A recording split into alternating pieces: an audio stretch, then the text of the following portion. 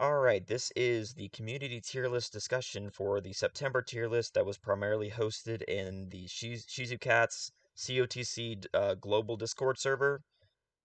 Master Roxas, have made this tier list, the global poll that allowed everyone to vote on what they thought for the tier list, and I'm going to be running this every month and discussing it, so we can see how the meta shifts in the global release of this game. There's a couple other people from the server here that are also discussing it as well. And looking at the tier list, we have 14 units on it starting off, with the current tier list order being in order Viola, Lynette, Primrose, Teo, Fior, Sophia, Hasami, Scarecrow, Tressa, Heathcote, Gildroid, Corin, Therese, and then Millard. We do have 4 of the units that I marked with an asterisk here because these 4 were not in the general pool. Well, Primrose wasn't either, but a lot of people pulled for her. And those units with an asterisk have less than 30% of total replies out of the 222 that voted in this poll. So keep that in mind. That may have skewed the results a little bit.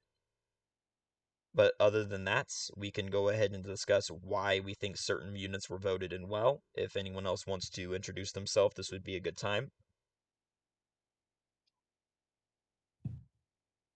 Cricket noises.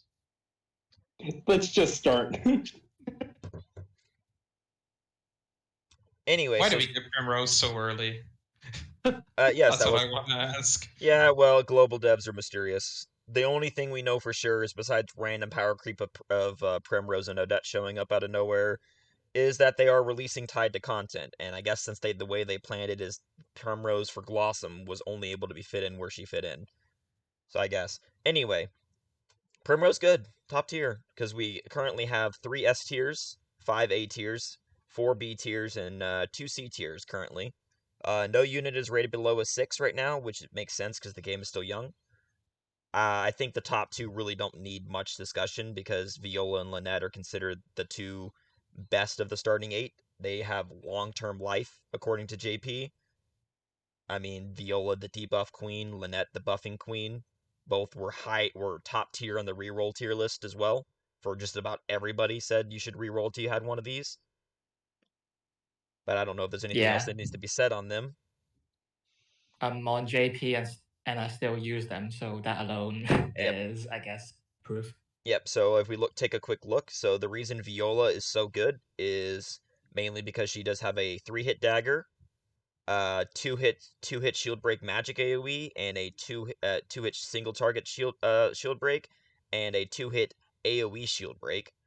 But her most powerful attribute is the fact that she has a single enemy 20% anti-attack debuff, and a single enemy 20/25% at level 88 debuff.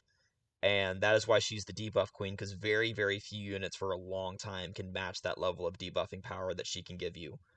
And her passive makes it to where any debuff she does lasts an extra turn. So that's why Viola is so highly rated, because she can just weaken the enemy so they can't hurt you, and then weaken them so you can slam them harder with damage. Working just as well as that, the flip side of Viola would be Lynette, and the reason she's so powerful is because of her buffing abilities. She has the AoE full buff ability, 20% buff to your entire front row. Whenever she switches rows with her passive, she also gives a passive buff, which is a separate stack.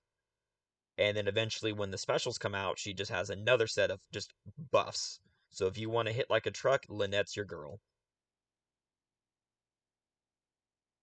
Oh, the passive, by the way. I believe you guys have the Bravely Default collab coming soon, right? Yes, and yeah, in a couple days with Bravely Default coming out, Lynette's going to get her Bravely fan, and that's going to make her get an extra turn on her passive and her buffs.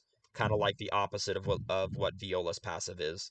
So that's about to make Lynette super buffed. Honestly, I would expect Lynette to potentially take spot number 1 next. I think Viola's higher than Lynette at the moment because Viola can slot in during any fight just because she can always shield break and with the debuffs, while Lynn is pretty much just there for buffs and maybe the debuff. Yep, that's true. Because Viola always is a good option. Lynn you can always use someone else for some fights.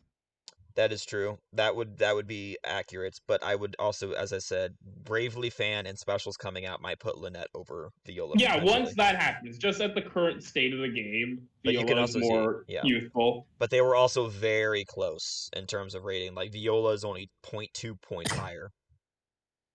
The main Primrose rated oh very high as well. Go ahead. yeah, the main interaction that the Bravely fan allows is that I think you guys have the Cotc glove, like 30% physical attack and Yeah, we then do. like SP, yeah, poison or something. So basically, it allows that 30% physical attack to be maintained throughout a fight.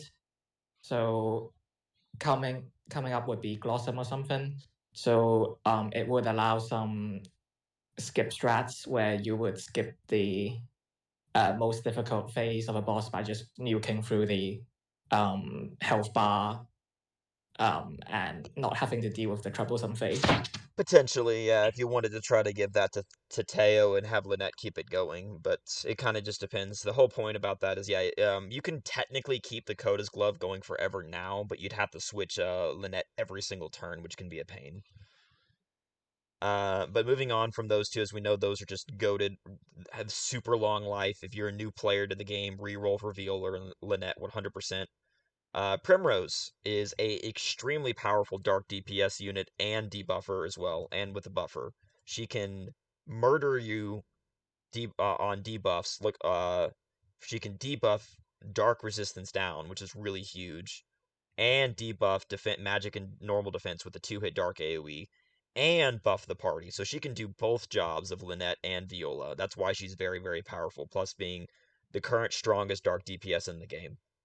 So I would say she definitely came a little early for English, but we have her.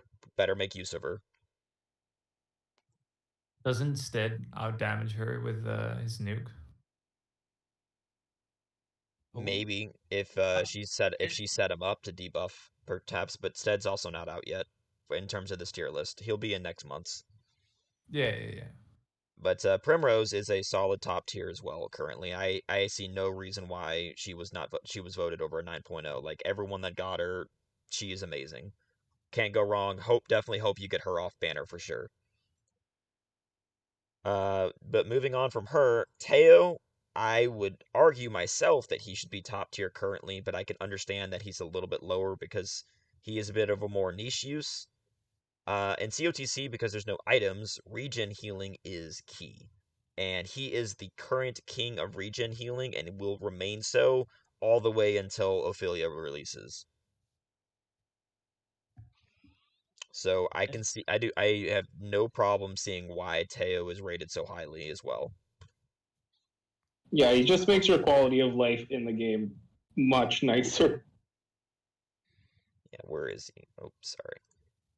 There he is. You probably would use since Bravely Default is coming. The multiple fights you would use Agnes instead of Tail, just because of the elemental attack.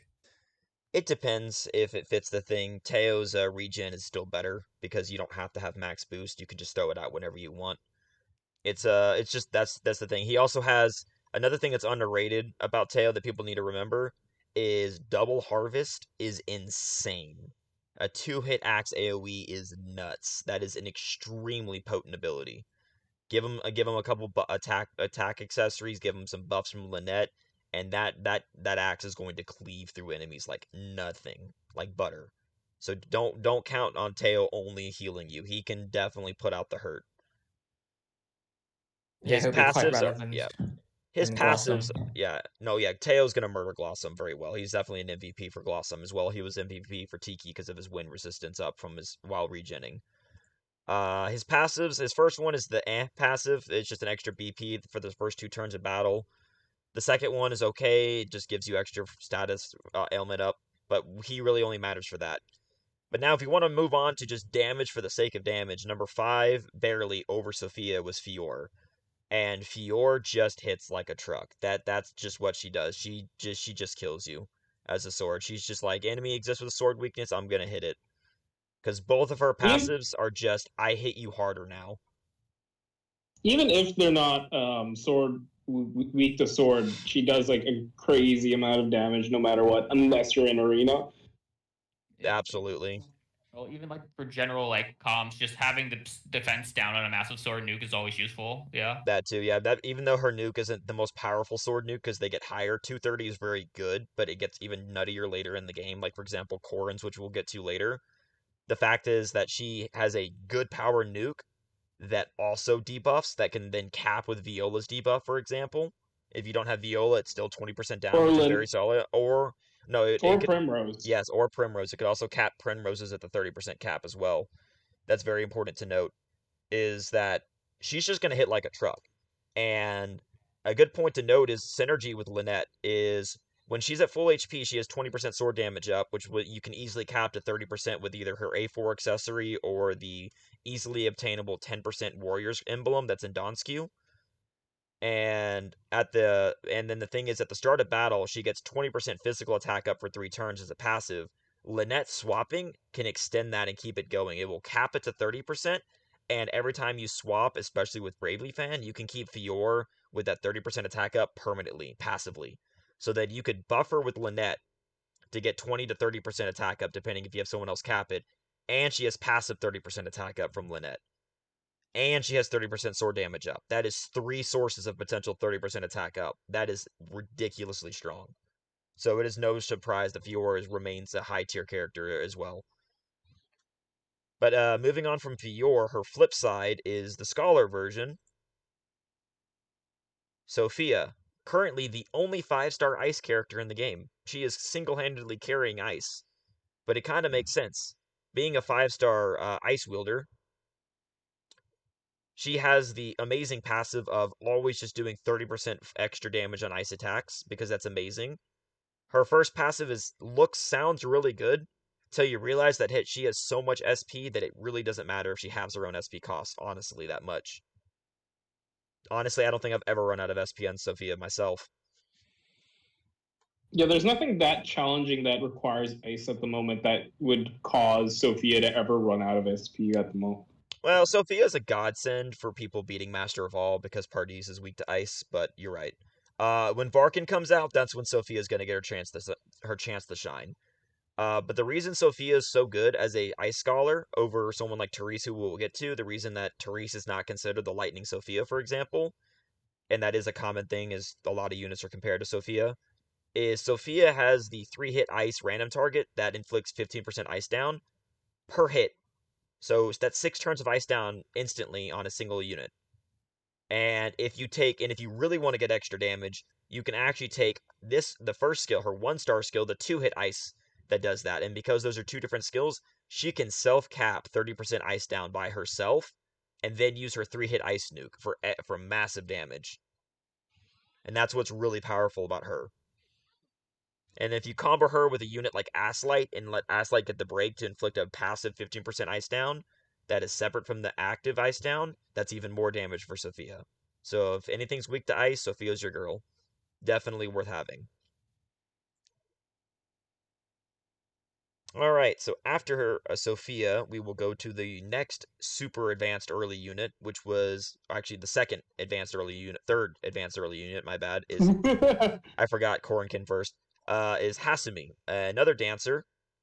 Please note that her rating at set number 7 might be slightly skewed because she is less than 30% of total responses owned.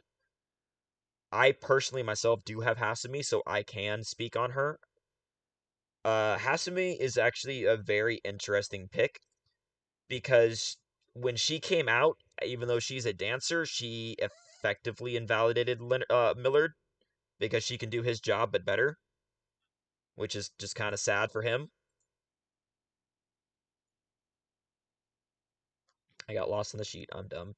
But if you look at what she can do, she has a full front row heal that is a less heal strength than Millard, but she gets a 20% stronger heal as a passive. So her actual heal strength is actually, I think, 152, which is very strong. And because of that, she can easily full heal almost as good as Millard. She also has a full front row 15% magic and regular defense up, which is for both defenses, which is very powerful. 3-hit light single target, a 3-hit fan random target. But the best thing about Hasami, and that makes her worth pulling for or hoping that you get off banner, are two things. She has a SP regen ability, which is actually surprisingly useful. You can cast this at max boost, and for the next 5 turns, everybody in the front row is going to regen 5% of their max SP, as if they were in the back row, but half as much. That's actually really good for keeping up damage and buffs and debuffs and buffs on your allies. And then secondly, for the ones that either get super lucky or spend money or over time, Hasami's A4 accessory is probably one of the better ones in the game, because it has the same ability that the Bravely Fan has, and then you can give that to anybody. That's really strong. So just keep that in mind for Hasami. She definitely is a good character and probably will remain an upper tier character for a while. Finally, the last character that the community voted into A tier would be Scarecrow, barely hanging on at 8.01. Scarecrow is one of those interesting units being a hunter. Hunters are mostly just for damage. They don't really provide super much party support. But the main thing about Scarecrow is, I am getting lost again. There it is this. Scarecrow is probably the worst unit to have a 4.5 version of because he kind of sucks. Not gonna lie. However, once you survive 4.5 hell, he has a 4-hit wind a random target and a 4-hit bow AoE. This skill right here is super premium. 4-hit on all enemies is really good, and not many units get stuff like that. So that is really good. The only problem with Scarecrow is that he doesn't have a super strong nuke for attacking. His literal best damage nuke for bow nuking is his 2-hit bow single target, which he starts with, because that's a 180 power nuke at level 1. It's actually more powerful than his lacerating shot. So he does suffer in the nuking department, but he's really good at setting up breaks for better hunters like Haunted and other ones in the future. His passives kind of contradict each other, unfortunately. Like, he actually self-caps with his passives, so it's kind of hard to give him, like, accessories that boost bow damage because they're not really going to help that much. So that's why he's kind of a middling character. He's definitely A tier for now because of Tikilin, but over the time he will probably fall off. Yeah, he just has 0 utility against any team that's not weak to bow or wind. Yeah, but if they're weak to bow, you probably want him along because 4-hit AoE, delicious. So now we will move on to B tier. The first unit in B tier will be the first unit that Global started off with that was not one of the original 8, which is Tressa. Tressa is an interesting choice being a merchant, a fan favorite from the original Octopath. Her kit in this is a bit nerfed compared to her original game form, I would say.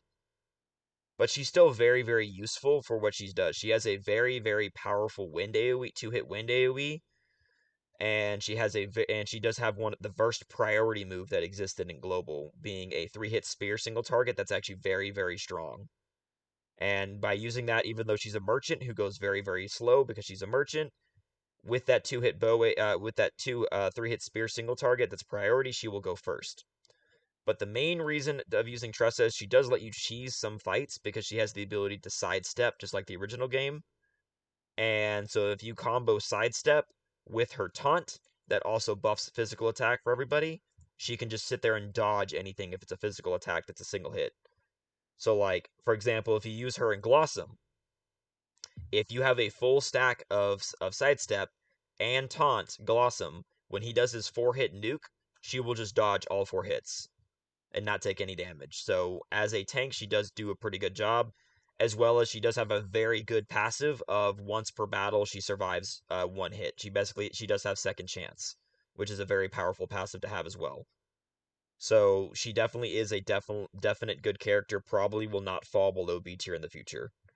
She's just pretty situational because most fights they hit both physical and magic. And also last chance is good, but you might just waste it at some point unless Exactly. it's a specific fight where you need her to tank like a big nuke.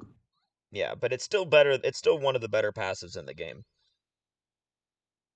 All right, moving You- on. Kind of. I guess it would Tressa would probably move up in a tier come Blossom and also an Arena Thief Lee too, because of her 2-hit win AoE. It's not quite useful now, but it will be very useful in the future. Yeah, she just hasn't found her use yet in the current content. That is true. She might move up later and then fall off later. We'll have to see how the meta shifts. That's another reason for doing this every month, is because we get to see in real time how the meta shifts for global, at least for these opinions. Like her priority 3-hit spear hasn't had any use at this point. Yep. It's gonna So be good for farming Kates though. When we get the 400k Kates, I think those have a spear weakness, so you can use her to break them. yeah, but the 400k Kates are also really easy to kill. The 400k Kates are the ones that you actually, with using an ally, you can actually make a 4-hit ally. You can actually set up to kill them turn 1 with a 4-hit ally. If you start with 4 max boosts, if you have 4 level 90s in the front row, they only have 20 hits. So with a 4-hit ally, you just kill them. But right, but that requires an ally. Yeah. Well, that's what you have to decide. I mean, yeah, if they don't, yeah. So you have to decide if you don't have Tressa, then that's an option. But yeah, Tressa's very good for that. But speaking of Kates, up next is potentially might be overrated or underrated, depending. We will see next poll when more people have him, because Heathcote is currently the lowest owned person, because he was the first unit to come out after Tressa, and many people did skip him. However, he does have a very, very niche use, and that is Kate farming. Currently in the meta, Heathcote is the only thief in the game that has a 3-hit. Let me open up a sheet. That has a 3-hit shield burst, shield crack, which is actually very good. Viola and a lot of other thieves generally only have 2-hit shield crack, so that's actually very powerful. But what makes Heathcote kind of special is not even his wind AoE that reduces shield points either. The main thing that makes him special is his Setsuna ability, his 5-star ability, that is priority single hit dagger nuke. And the reason that's very, very good is because current Kates in the meta of Chubby and Koi Chubby Kates currently have a dagger weakness. And it is possible with a setup, if you have Heathcote, to break them on turn 2. So then the Kate can never run. So if you want to farm Kates easily, Heathcote's your man. And then you don't have to worry about RNG. So Outside that's pretty that, much his only use. yeah, outside that, he's kind of a middling thief. He is useful if you need someone to shield burst, to shield crack, because the 3-hit crack isn't to be underestimated. It is very good. So, like, if you don't have Viola, or you don't have, like, dark units for Glossum, when Glossum enters his darkness only phase, you could just use shield cracks from, like, someone like Heathcote, and that's not the worst idea. So he's not completely irrelevant. I would argue personally that Heathcote's honestly probably one of the more useful 5-stars for Glossum, because he has the 2-hit wind AoE to hit the Ad's weakness and still shield crack. And his 3-hit single target shield crack is basically the only person who has a 3-hit dark is Primrose, so he'd still be cracking more shields than anyone else. That is true. The Primrose, I think, has the 4-hit dark, so... I think she has 3. It's 3-hit. Oh, it's a 3-hit, yeah. 3-hit dark, yeah, but it inflicts the... Yeah, so Primrose and Heathcote can do 3 shields to Glossum right now, which is... I think it'd be really useful for Glossum, but fall off a lot afterward. Yeah, Heathcote will definitely fall off in the future, but he is very useful if you get him off a... So I can agree with people not... The reason why is if we scroll down to here, you can see that he was the least owned. Only 8.11% of people owned him, and we'll cover that in a minute. So I can see why a lot of people skipped him. However, he's a very good quality of life unit to pick up off banner, I would say. Like, he's definitely would never be disappointed to grab him. Moving on. Heathcote, he's probably most used 5-star. He's very niche for what he does, yeah. He's very good for grinding Kates. Moving on to number 11 will be Gildroid, the other tank that we currently have. I do not have Gildroid, so it'd probably be best to let someone else explain him. Oh boy. Gildroid is very situational. He's never the top priority. He's never your first choice, but you have nothing better to tank, or you don't have the heals like with Theo, then he's a good option for things like Tigolin and stuff. Yeah, that's pretty much it. He's Like one a hell of a guard tank, tier. actually. Yeah, he's one hell of a tank. Like, he can take it 4 times, Tigelan, but if you have the damage output and the heals, then you have no reason to bring Gildroid. Yeah. If I you think have him, we he's just- useful, unless you have something better. Yeah, in EN, there's just like no content that demands this level of tank, I guess. There will In the be. future, there will be. Just By the time that bunch of content the comes, level we're gonna have 100 EX viewers. NPCs, So you would really want Gilderoy. Oh, well, there are alternatives, especially with the 4-star merchant Devin. I guess you guys have him. Yeah. Devin Yeah, is like Devin is just like the 4-star version of Gildroid without that heals himself instead of having the healing thrust. yeah, basically.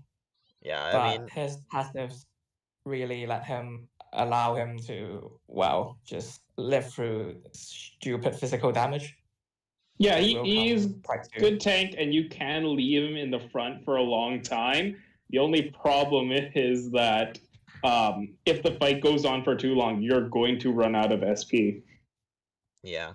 Although I will say that a lot of people did use people that were missing Teo needed Gildroid. Gildroid was the most popular unit to use in a Teo-less Tigelan kill. So he did have a use for that. So I can see why he's not considered bad, but he's just not considered top tier, and that's what matters. Yeah, here. he's not bad. He's just like your backup option if you have nothing else you can do. Yep. All right. So, and the final character in B tier will be Corin, the light samurai from the Eastern lands, like Hasami. He's actually technically the strongest warrior in the game when you actually get him leveled up, which I'll explain, because he has the unique thing of where most units, as most people probably know, get an SP cost reduction, as you see there.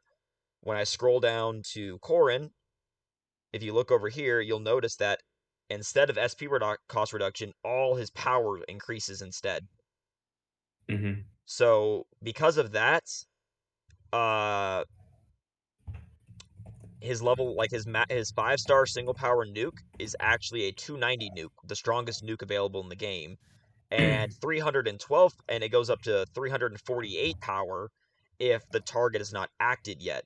So if you do a turn 1 break and then max boost this because Corin's kind of slow, he actually has a 348 power nuke, so he does have very good niche use and just ending fights really fast. His first passive is because resisting status ailments is just kind of like whatever. And then he also has the ability to dodge certain attacks and then gain speed up, which can actually be detrimental to his build because generally with a warrior like him, you don't want him going first before your other buffers. The only reason the speed up is okay is is for beating out a target is not acted yet that turn to get his attack buff. Because I believe this is, if you correct me if I'm wrong, but I believe this buff is per turn, right? Not per fight. It's per turn, but usually if you're using it, the enemy's already broken though. Yeah, and if they're broken, then he gets it because they haven't acted. But if it's broken, if he has the speed up, it wouldn't matter if he's faster True. or not because they're broken anyway. Yeah, but he's rated kind of low because the problem with Corin, his biggest issue is he hits like a truck, but the problem is his SP is so low, and without any SP reductions, he will run out of SP really fast. He only has enough SP to do 5 nukes. Like, and then Yeah, and like, oh, his 4-hit, and he has like a 4-hit sword, which is like premium. 4 hits are premium, so he can use it to break really well. That also costs 62 SP, so that's really, really painful. And his light magic, because he's a warrior, until fortune weapons come out, his magic is not anything to go home about. So I can see why There's he wasn't rated super also- well. yeah, there's just problem almost with no passives. reason to use him unless if you have Fior. Yeah, like Fiora won't hit quite as hard, but except that she will because she has all the self passive buffs. Mm-hmm. That's the thing. You need to give like Corin is a person that you would need to give Corin Coda's glove and then buff him, and then he can hit harder than Fior. But then if you give him Coda's glove, he's gonna lose for 3 turns. He's gonna lose a lot of SP, so that's a gamble. So like later on in the game, when there's like SP regen accessories from other A4s and stuff, that might be really useful to give to Corin, and then that might make him go up a bit. But Can like, technically Power- balance it with Theo, but that's a lot of effort. yeah, so you can see why he's rated this low. Despite also being the second lowest owned at only 10% owned. But I Yeah, mean, general gameplay, there's no reason to bring him ever. yeah, I mean, Hasami has more use than him. That's why she was rated higher.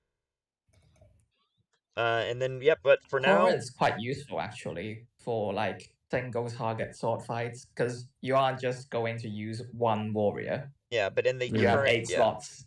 You There probably just use... is no single target. yeah, Yeah, currently there isn't. Currently. yeah, So, in the and current, Blossom yeah, is so not one of them. I would expect that Corin might go higher in the tier list later on, but for now, it Probably makes go up when sense. the job tower goes up. Yeah, but He for got now, released for on this a month, very yeah, but for weird this schedule. month, it makes sense at where he's at. Yeah.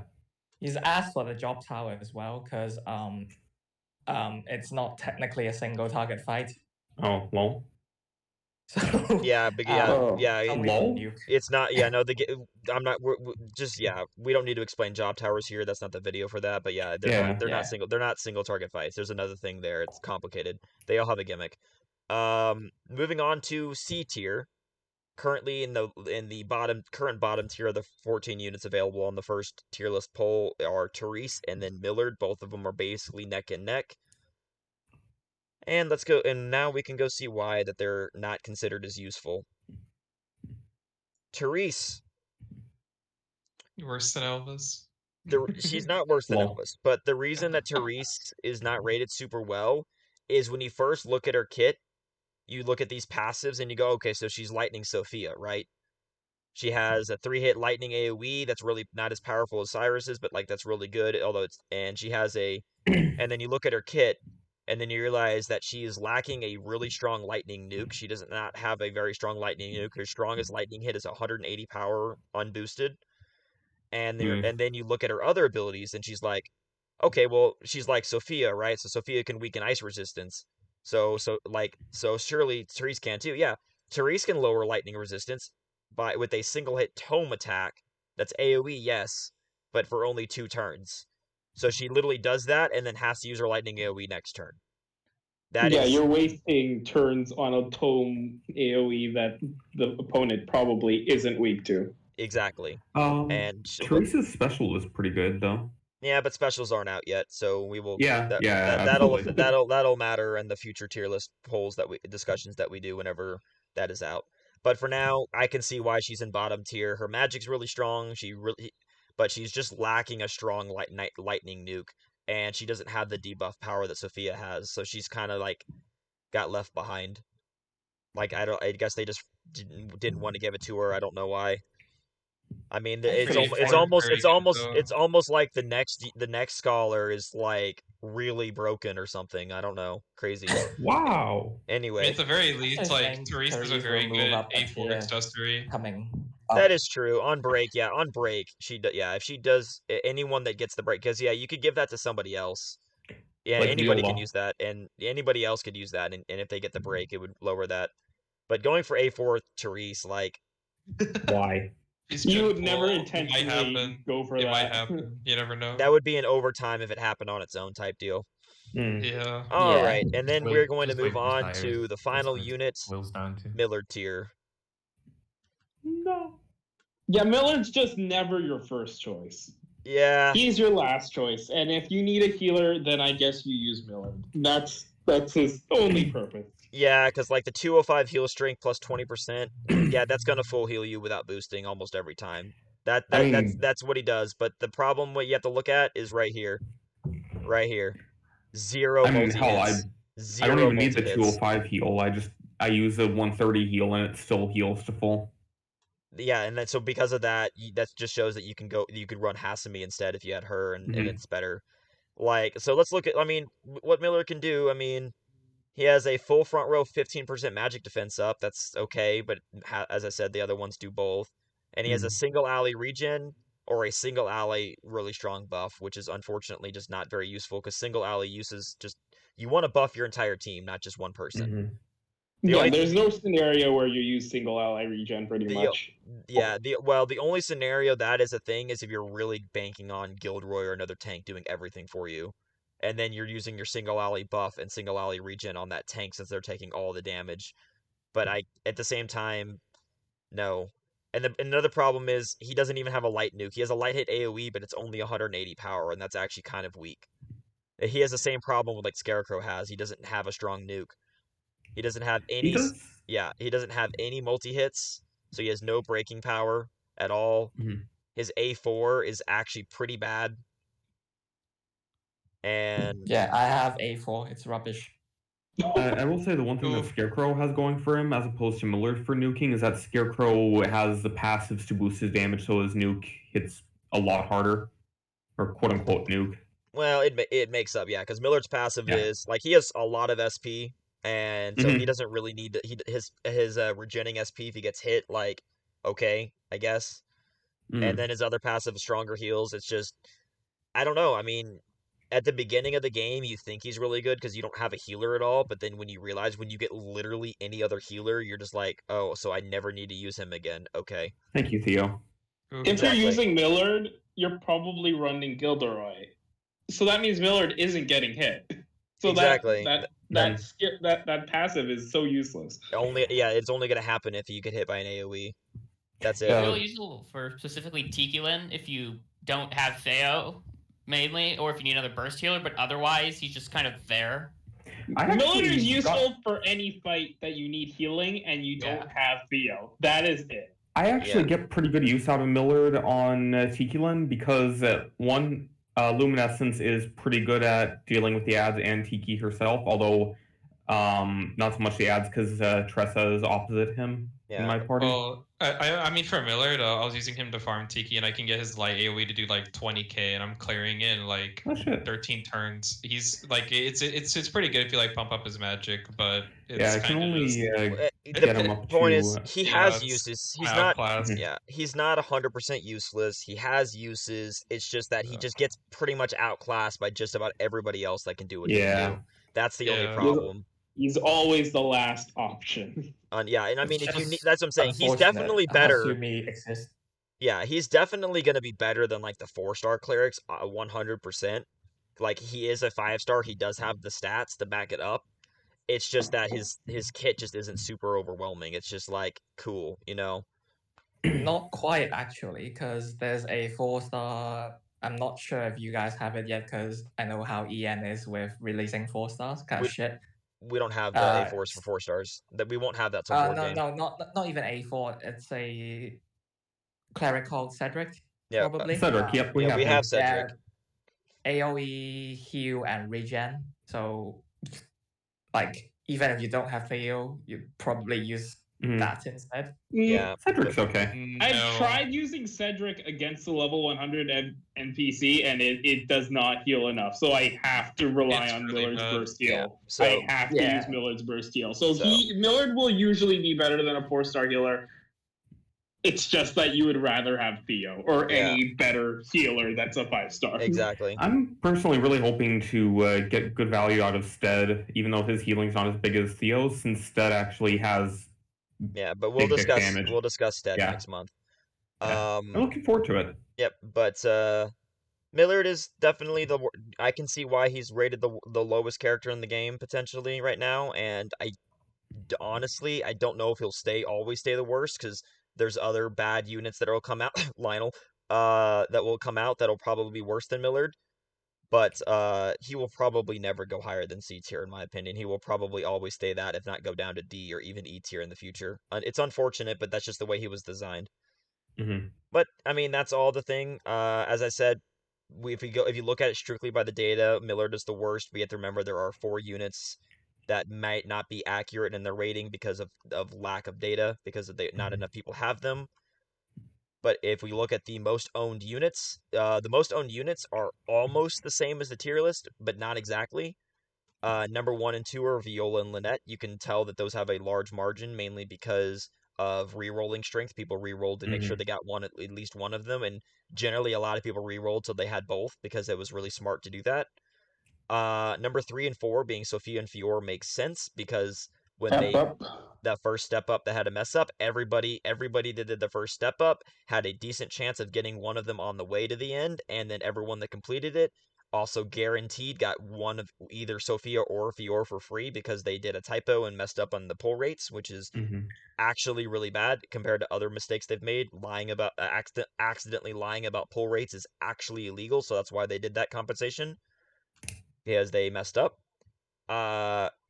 After those, I can see why Teo has a decent amount, because a lot of people that didn't have him dumped into his step up or even into his banner because of how much value he has.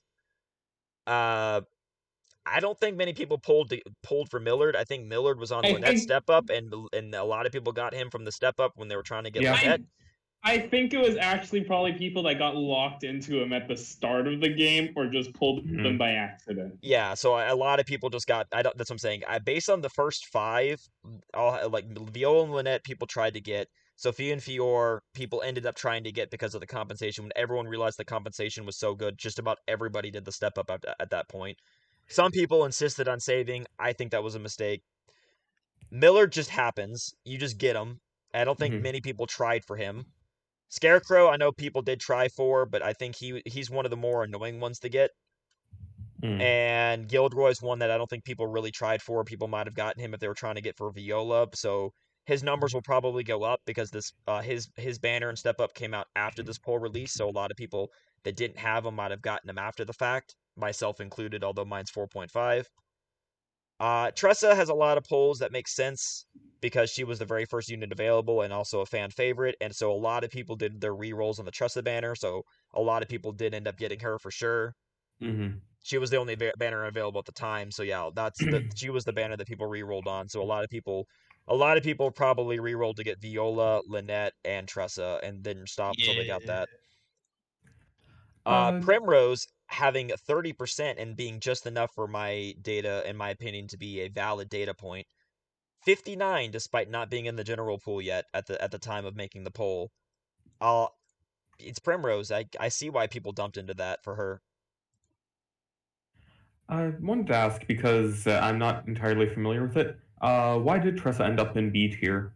Because I wasn't here for that part. She's just she scored an average vote of 7.83. She didn't reach the 8.0 mark. Okay. Yep. So she'll probably end up in A tier for Blossom Cup then. Yeah, because I am doing the next poll for anyone watching this video that all the way to the end. Thank you. I know it went on a little while, but yes, the next poll opens on Friday, October 7th, and will run for the 3 weeks after that. We'll take all the units up to Loomis instead. And for anyone that got them, I welcome everyone to please vote on that. It would be very welcomed. And after Primrose, we got the bottom 4 under 12% and less of people having them because they were all limited.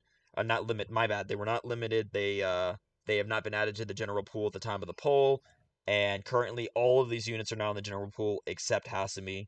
So on the next poll, Hasami will probably not go up by much, depending. And the total amount, depending on how many people continue to vote and new people that may join in. Therese, Corin, and Heathcote will definitely skyrocket a little bit because of being in the general pool. A lot of people have been getting them. But otherwise, yeah, this is the first discussion. I hope people can see why people voted certain things. Most of these ratings probably won't change super much over time.